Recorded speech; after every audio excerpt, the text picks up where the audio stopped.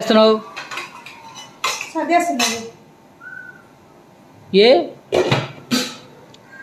నాకు అన్నం పెట్టవా? ఏంటి మీరు తెలియదా? పెడతారండి. ఎందుకంత కోపంగా ఉన్నావు? ఏం చేయమంటావు? వాళ్ళకి ఇష్టమైనవి చేసా పిల్లలకి. వాళ్ళేమో కలిగి సినిమా టికెట్ నుంచి వచ్చినాయి అంట, సినిమాకి వెళ్ళిపోయారు. అటు నుంచి అంటే వెళ్ళిపోయారు, భోజనానికి రారంట. ఏం చేసుకోవాలి? సర్దేసి ఫ్రిడ్జ్లో పెడతా. ఏం వండావు? నీకు పెడతా లేదా? ఏం వండావు నాకు? ఇదిగో నీకేంటి, అందరికీ చేశా. పాలకూరను బంగాళదుంప కర్రీ చేశా. Wow super. ఇదేమో కీరా దోసకాయను చింతకాయ కలిపి పచ్చడి చేశా. ఇదేమో మిక్సీలో నుంచి ఇంకా ఖాళీ కూడా చేయలేదు, వేడి వేడి అన్నంలో నెయ్యి వేసుకుని తింటారని. కొనగడ్డి కూర కారం చేశాను, కంటికి మంచిదని. యాజ్ యూజువల్గా రసం పెట్టా. ఎందుకు నాకు ఇవాళ అంత డిసప్పాయింట్గా ఉన్నా.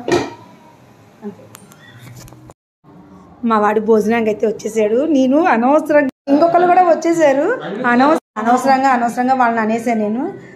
వాళ్ళకి కలిపి పెడుతున్నాను అనమాట. హ్యాపీ పేరెంట్స్కి ఇదే కదండి హ్యాపీ. మరి అనవసరంగా తిట్టేసానండి.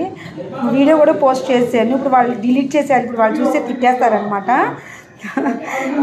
కోపం అండి, ఏం లేదు. పిల్లలు తింటేనే కదా మనకు హ్యాపీ. సో ఆ ఇంటెన్షన్లో అన్నా అనమాట. సారీ నాన్న. నచ్చితే లైక్ చేయండి. ఏదైనా వాళ్ళు హ్యాపీగా తింటే మన కడుపు నిండిపోయినట్టు ఉంటుంది. నేనే కాదు, మీరు కూడా ఇంతే కదా. కోపం వస్తుందా రాదా?